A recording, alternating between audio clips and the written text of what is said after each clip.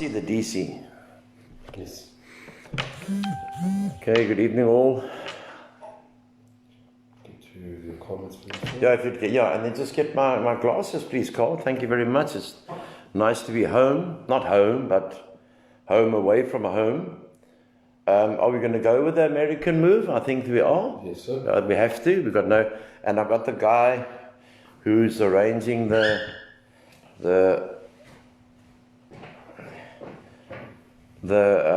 Harleys and all that. And we're going to parade through Washington and Ohio, and we're going to make this the biggest thing that ever moved.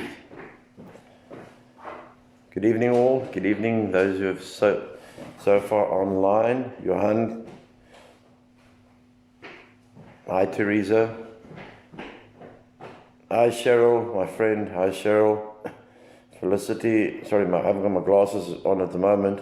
Hi Barry, Teresa, Ura. Hi, hello Wendy, Travis, Jay, Junior, Bernice. Okay. I think they're in the console there, Carl, when we use that to interview that person. Yeah, good evening Shirley, what a day. I have never felt, friends, as you come on, I'm going to greet later. Hi, Praline from New Zealand. Louis B, Richie Baby, Tarika, Mark, Rodney, Janita from the Worcester Animal, Sandy's Eden, Animal Welfare. I'll greet the other people as we go along. Tamara, Amor, Stephanie. In waiting to hear about your day. Yes, we've just arrived at our hotel. Nothing fancy, keep it simple. It's a lovely, lovely place. And I know the owner, so we get a very good rate as well. Gladwin, Ruth, Tamara, Navilo, Glynis, Yvonne, Susie from Centurion.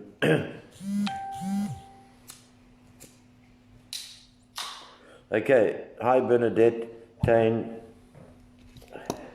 Glynis, Ruth. If I've left anyone out, please excuse me, but I just want to go on a bit of a tirade. The way we're going to do, there's two things. The way we're going to do this program from now onwards is that we have to publish and put out on social media the serious part of the program. The serious, just phone Kurt there, please, Graham. He's just phoned you. We have to put out the serious part of the program onto social media, and then we're going to take a 5-minute break. And then for those who want to come on and have a bit of fun and a bit of chit-chat, we're going to do that. Okay, now. Okay, our day today. Let me put this straight. I'm 56 years old. I'm an ex-murder and robbery unit detective. There's not much I haven't seen. The last time I felt... Hang on, Graham. So vile and physically sick was when I investigated a murder of a farmer in Sishlui. That was in 1989. His head was chopped off. We caught the person. This atrocious, barbaric, vicious, uncivilized attack on innocent horses must rate as one of the worst days in the history of South Africa. Yes, I know we're going to say there's other murders. Yes, there are. But to attack innocent animals, I have seen it with my own eyes, how people attack dogs with pangas. I've seen it at Sandy's Eden That's Jeanette Wolfhard, Sandy's Eden Animal Welfare in Worcester, who we work very closely with. And that woman sits up day and night with his dogs and her staff and her daughter. It was vile, barbaric, with J.P. Smith and the mayor of Cape Town, my friend from the mayor's office, phoned me. They were chairing a meeting about the protection racket in Cape Town while our people are dying. Why does Becky Chelly have to come chair a meeting here when we've got a minister of police? There we go, sir. Okay, sorry about that. Bit of a, we get technical issues here. People put the phone on quick. And is it okay now? And I'm going to repeat myself very clearly. That the war on the white man is evident. If people can get away with petrol bombing a national change, ripping them apart, doing what they did today to our animals, it looks as though anything that a white man does now that is not agreeable to a certain section of black South Africa, you will have to face the consequences from them. I can guarantee you the day that a man pulls out his firearm and mows a couple of them down, there'll be an international outcry. Amen, sir. And I'm calling on South Africa now. We've had a long day, but we can handle it because we're driven by wanting to make a difference.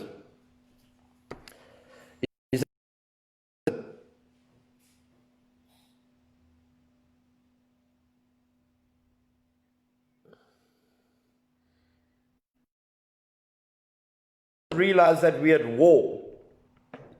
Urban terrorism, of which I was a member of the anti-terrorism unit many years ago when I was still young.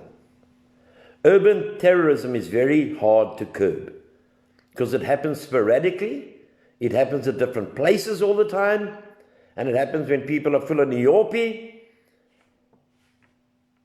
We are living in such a time bomb, and we have been diplomatic for too long. We have tried to have nice words. And remember, I'm referring here to the thug black. Call me a racist if you want to. But if you're going to call me a racist, what are you going to call those thugs who attack innocent horses? Attack a click store where our elderly go to. We had many discussions today. And I played the one tape that I put on there. There's actually two.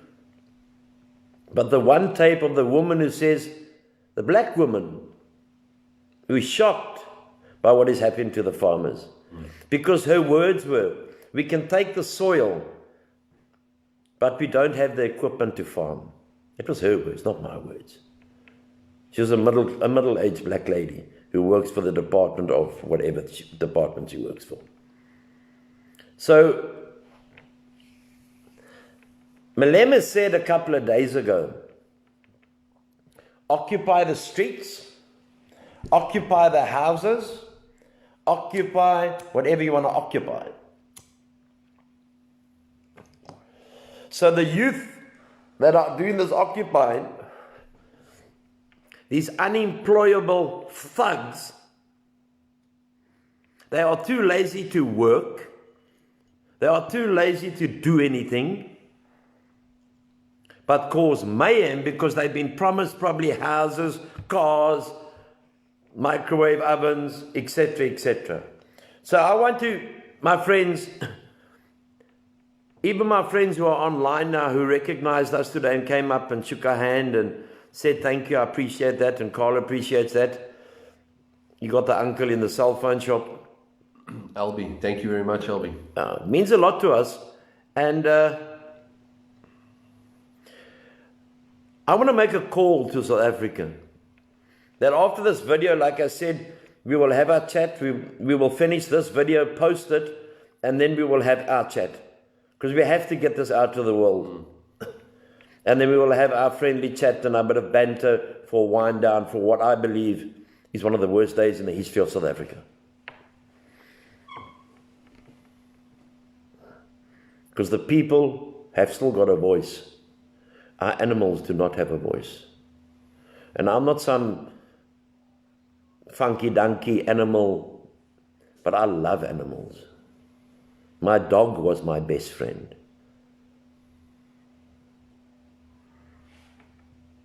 It's scary what people can do. So them being unemployed, I don't hear the National Police Commissioner, Becky Chelly, aka good for nothing. He doesn't deserve Chuck Norris's name, bro. I don't hear the President of South Africa. I don't hear the Minister of Sports and Culture, Nati Ntetwa. You know why? Because they're too shit scared to condemn anything because everyone's got dirt on them. That's the problem. There are a lot of things coming out today about what is happening in national government and who's in bed with who. And when I say in bed with who, I don't mean who's bonking who. I mean the alliances that are drawn. If you think that Julius Malema is not connected so heavily in government, then you're living on another planet. This man reminds me of a man that when I was a youngster by the name of Idi Amin from Uganda, that used to give himself about 15 medals a week. So his whole shirt was full of medals, you know what I mean? You should have melted him down and took him to Ur, a scrapyard. Amen. And a man who was before Idi Amin, and his name was Robert Mugabe. One man who was after Idi Amin, his name was Robert Mugabe. And before that, his name was Adolf Hitler. Barbaric bastards. How can we have that small little man wiping up or stalking up the little unemployed thugs? I want to make a call to South Africa tonight. And I'm nothing really in the bigger picture of things. I've been around the block once or twice. This is a calling on my life, and it's a calling I'm prepared to die for. I still own a drug rehabilitation center, which is very well run by my CEO, Kurt Schuller, and my staff. But I'm obviously still very active in it. My call to South Africa today, and I'm only going to speak to the white people, because we're under attack. And I know most colored people are on our side. They're beautiful people. And most law-abiding blacks are on our side. Because they're not uncultured thugs like we saw today. Let us, as white South Africans, whether we are Afrikaans, English, Boere, whatever you want to call your own group or not your own group, any man that is classified white in his ID, or classified as a white person and a colored person, let's put our differences aside and fight this evil. I call on the black people, because the only way I can express myself now is by using the terms of, excuse me, of the color. I call on the beautiful black people out there that are just as disgusted as I am today of what happened, and has sent me some long messages. Unite with us. Unite with us for the sake of your children. Because those who turn on whites will eventually turn on blacks. They will eventually turn on the colored brothers and sisters. When you have evil like this evil knows no color. South Africa, I beg us to unite. It is just proven marches don't work. I support people who are going to do marches, fair enough. But we need the international media. We need the international media. I know Katie Hopkins did some programs, but she's very good in what she does, but she's not very well respected in media circles. We have decided we need to do something drastic. You must remember there's about 42 days left for Donald Trump to be re-elected, or he's out of the White House. If the liberal junkies get into the White House, forget about any help from America. Joe Biden doesn't even know where South Africa is. He used to. But I think he's suffering, unfortunately, from the same disease as my mom. It's called dementia. Nancy Pelosi, the Speaker, is a communist. The head of the Senate leader is probably a communist as well. Let's just call him that. We'll have no support. But my friends, there is one who supports us, and one that a friend of mine has organized, that when I come back there, I can meet him, because he's a very influential man. Donald Trump hasn't got time for South Africa at the moment. He's fighting for his life, his political life. And in the United States of America, if you don't get elected for a second, a failed president. And you know, with Donald Trump, with his wonderful way of expressing himself, and his stand up for no nonsense, his character would not take it. It would break Donald Trump. So he has actually been obsessed in the last 8 months of his presidency to become the 46th president of the United States of America. My friends, there is one man who will listen to us. And there's one man who's got the direct line to Donald Trump at all times. And that man is Benjamin Netanyahu, the leader of Israel. He lost his brother in a war. He lost his son in a war. And his brother was killed at the Entebbe raid, for those of us who are old enough to remember that, in Uganda. I'm going to see Benjamin Netanyahu. I'm going to see people in the Knesset. I've arranged with friends over there that we will picket in front of the Knesset, which has got TV cameras all over it, all the time, 24 hours a day. Because Israel now and then gets very volatile. As you know, that he has just signed the peace treaties with the Arabs, and he is probably best friends with Donald Trump. If finances allow, we will then go on to Washington, where we will chain ourselves, because we have to be drastic now. And when I've said things before to people I'm going to do, and they said to me, Anthony, you're mad, you'll never do it. I did it. Because what have we got to lose? We will chain ourselves to the outside fence of the White House, which has cameras around all the time. And we will get this out. We'll have all the documents. We'll have the videos. We'll have the statements from Malema. Then a friend of mine who is in the Harley Davidson Club will arrange a Harley Davidson drive through Washington.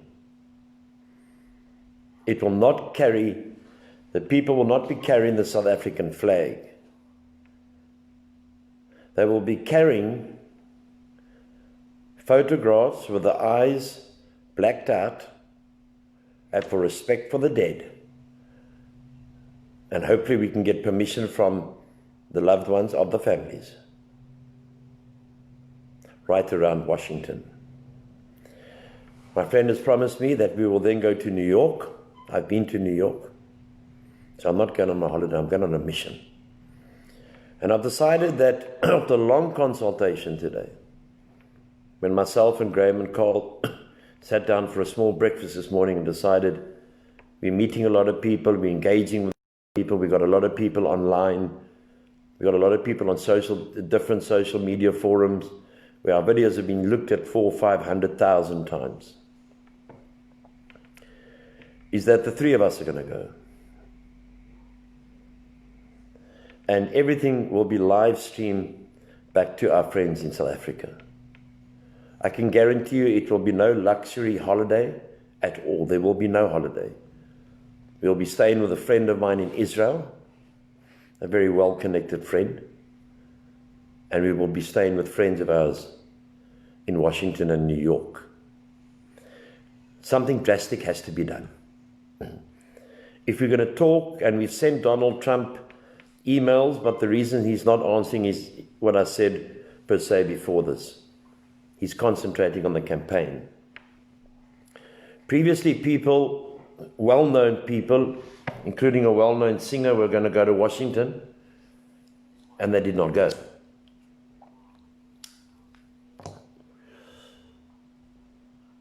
While in New York, we will protest as well outside the buildings where I've been to, luckily, of the United Nations, who's at the moment a toothless organization. Mm-hmm.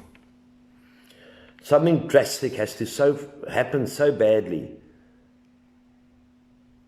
that they know that one older man of 56, a young man of 29, and a young man of 34 are coming all the way from South Africa to plead and beg and cry for help. South Africa, let's unite in the way that we've never united before. Otherwise, our middle name will be Zimbabwe. Our children will be killed. Our wives will be brutalized and killed. Our mothers and fathers will be killed. And we'll be killed. Let us unite in the way that people who of different faiths come together and trust their Father. As a Christian, I will trust Jesus Christ for a miracle. I'll trust Him for protection overseas. Because it will not be a holiday, it will be highly tense.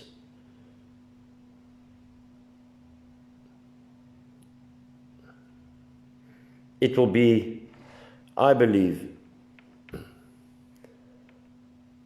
the only offering I can give to my country of birth. I'm prepared to give my life. But I've still got a mother to look after. I can assure you that in Washington and New York, there will be opposition. Opposition to what we are saying and the various books, photographs, stories that we are going to tell them.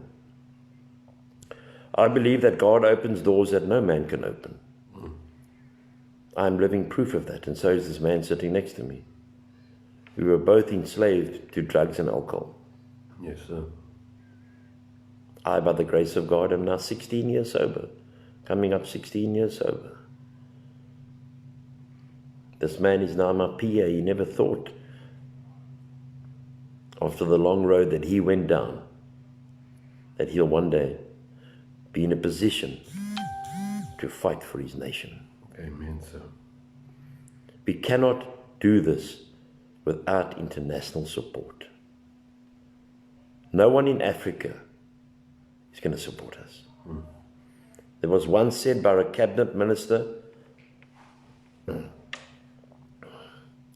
in the cabinet of Nelson Mandela that we must drive them into the sea.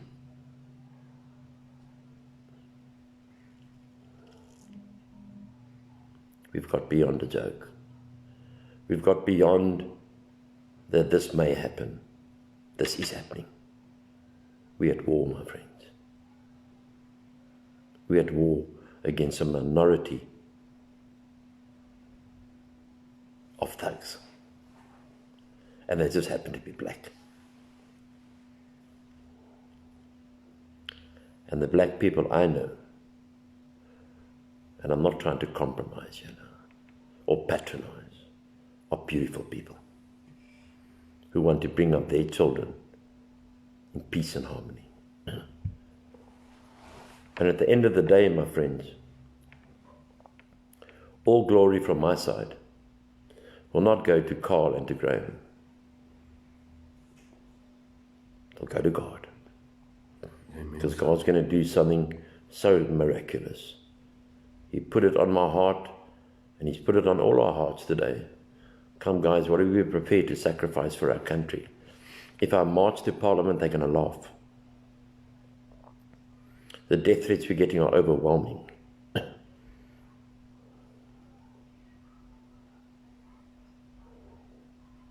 That's why the power and the prayer to God is the most important thing.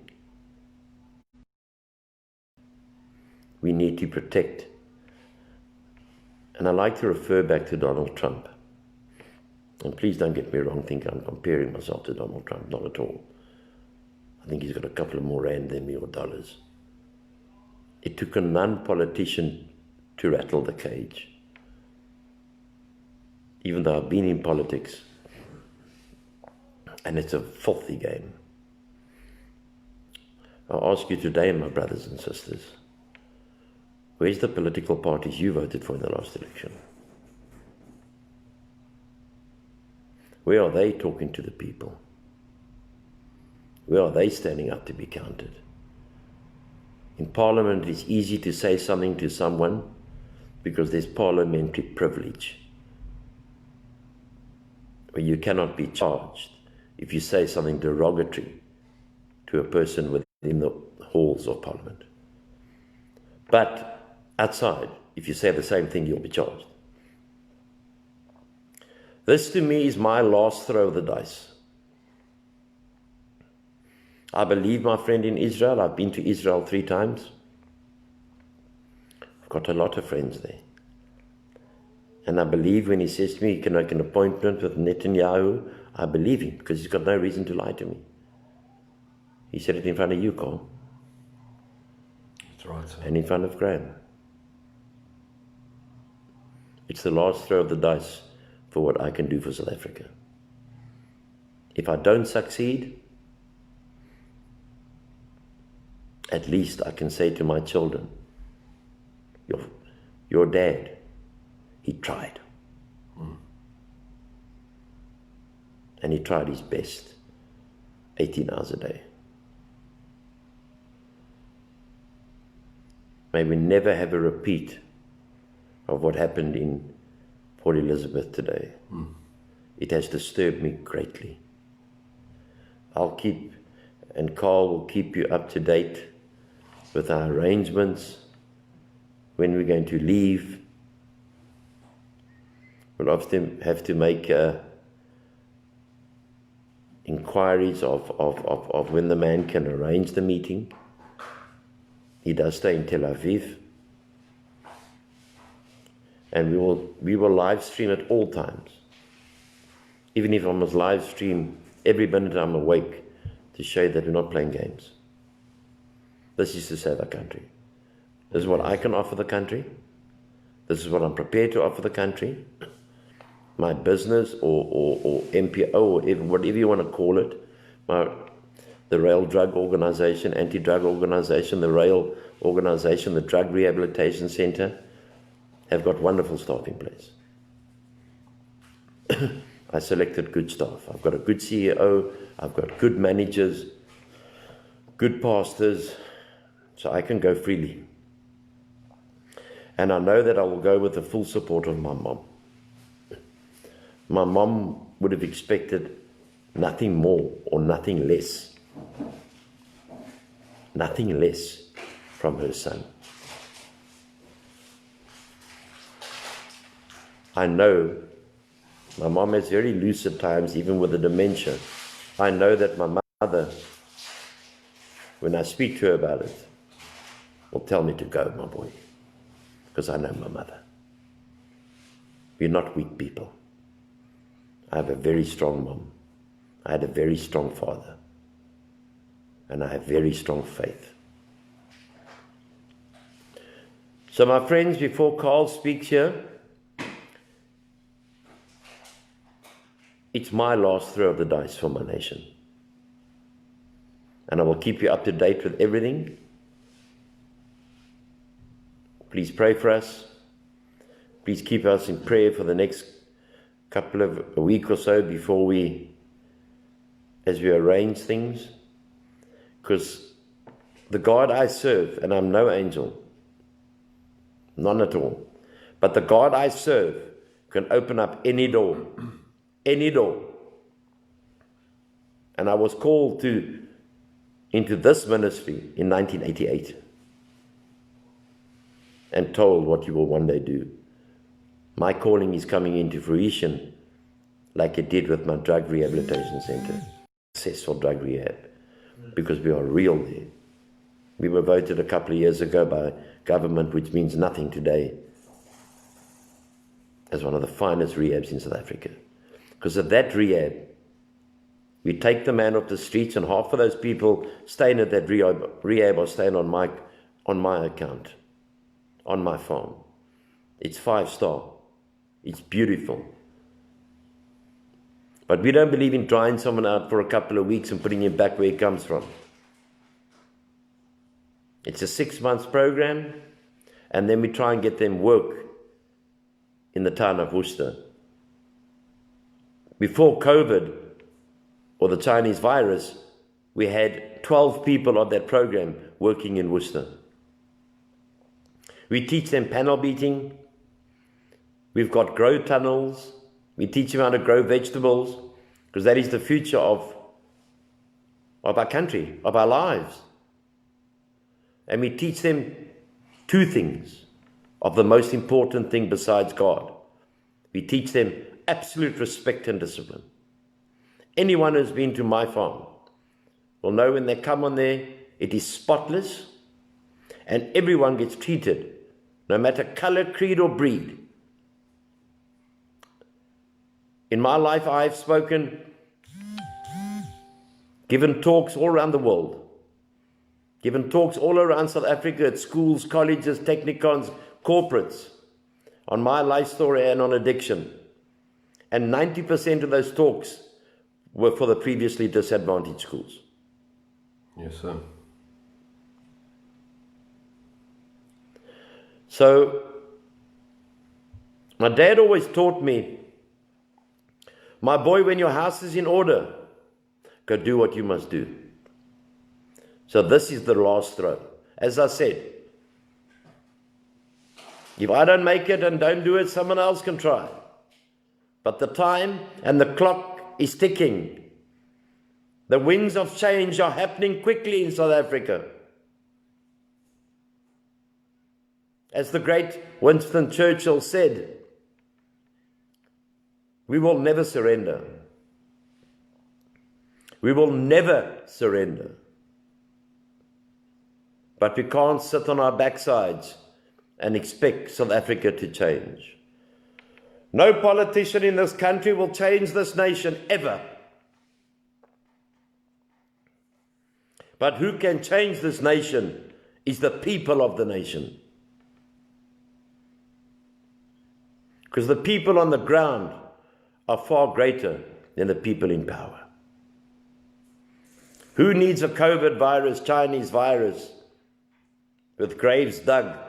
Why don't they just keep the graves dug for the farmers they're killing? Amen, sir. This whole COVID in South Africa has been a con. Absolute con. who get their little dirty hands on greedy money, thinking that one day they can take whatever they bought with that greedy money with them. Maybe you can buy your ticket straight to hell. And that's horrible. So Carl will speak, and then we will close this one, and we'll have a 5-minute break, and we'll come back for the Fringe where we can have our light-hearted chat. South Africa, now is the time to rise above anything, language and color, to unite. Rise above egos. Rise above business opportunities to save the lives of our children who don't know what apartheid was, who don't know what they're happening now. I'm getting messages from people that how afraid they are, from women, from men, of how afraid they are of what is going down in our beloved country.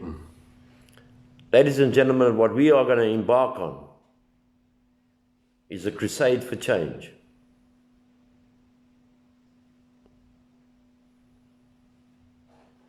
And like I said, then we're done. It's our last hope for us. God bless you. Let's unite. Let's keep each other safe. Let's stop this hatred between white people, colored people, and good black people. But the thugs are out to kill us. And the longer we wait, the more of our people will die. The economy is in ruins. I believe there's no water in the old Port Elizabeth. And we just pray that Cyril Ramaphosa and his lackeys don't put us down into the second wave of lockdown. Because I am tired personally of indoors, what time to go to bed, where I must do this, how I must eat there, where I must travel, where I can't travel. I'm sick and tired of being treated like an infidel in my own nation. It's time for the people to take control. God bless.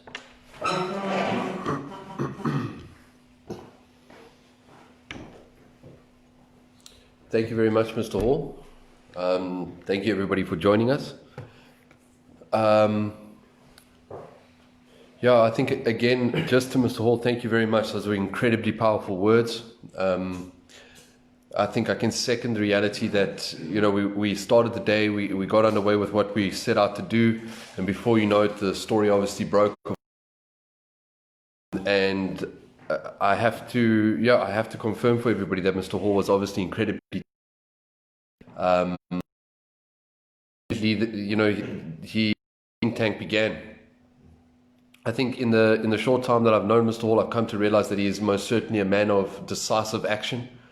And when he feels passionately about something, or when he commits to something, there's absolutely nothing that's going to slow him down or stop him.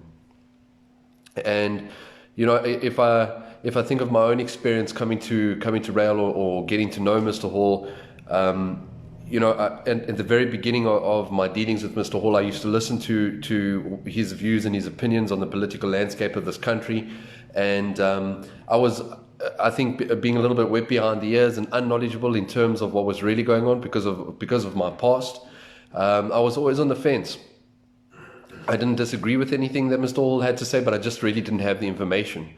However, I have to say that the more and the more that I've listened to this man, the more that I've come to realize and understand that he has an incredible understanding of the inner workings of what is going on politically in this country. I think his time in politics previously opened up a door and a window for him to see how dirty things can really be at that level, as well as capacity to read the landscape or read what's going on politically, without even needing to be part of a particular meeting or you know, within the inner chambers of the ANC or any other party for that fact.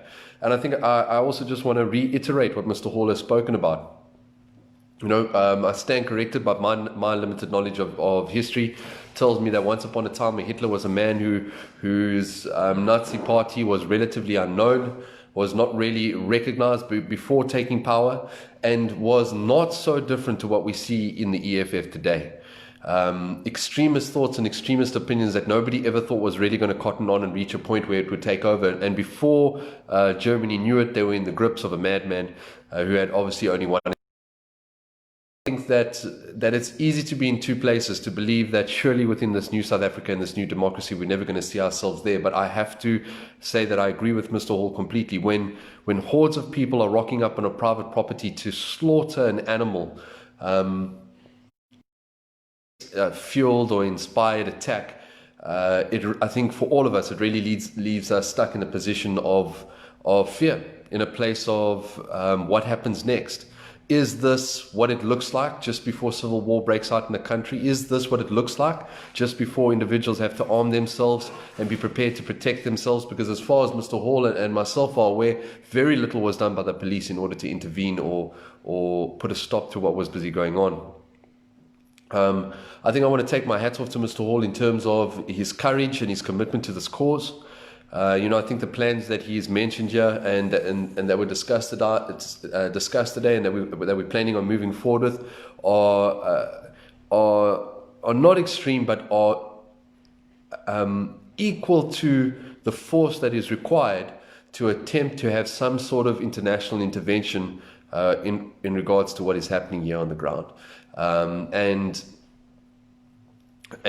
while we might have discussed it together and strategized together, it was Mr. Hall ultimately that came up with the solution. And when he began to speak and told us what his plan was or what he thought that we should be doing, I think that I immediately realized that the man truly has nothing but absolute passion for this cause, passion for this country, and a desire to make change. Again, this is something that he's planning to do financially out of his own pocket. It's not something that he's asking for any sort of donations for. As a result, it leaves me, and I think every other South African watching or is aware of it, in a position where it becomes blatantly obvious that what this man wants to do is make an impact, is not just arrange a march or two, not just arrange a protest or two, and not just fund his own pocket, but legitimately make decisive action in order to make a better South Africa for all of us. So I think I want to say just again, thank you to all of you for your support. Thank you for joining us on this live share. I know that we will continue to have your support while we embark on this journey. I think again, I want to reiterate on something that Mr. Hall did bring up, which is that he's 100% correct. Not so long ago, I never would have believed that my time at the farm or my time at Rail would have thrust me into a position where I would be helping him with this sort of work. And his passion in this regard is obviously infectious. I think, prior to the solid program I was given at Rail and the time I've had to achieve some really meaningful sobriety there, I couldn't have cared less what was going on politically in this country. That's just the nature of all of us when we are stuck in active addiction. However, he has given myself a fantastic opportunity, and I think just being around him has birthed or infected me with that passion that he has for this cause and for this country. And he's a fine leader to be mentored by.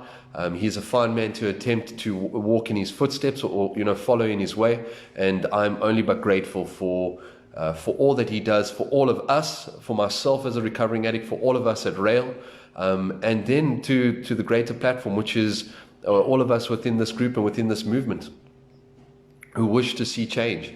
And I think that it is incredibly noble and incredibly commendable how much Mr. Hall is prepared to take of his own time, his own finances, his own self, and give back to the greater good of this country as a whole.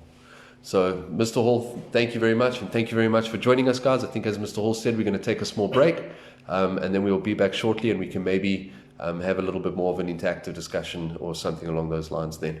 Thank you very much, guys. Cheers.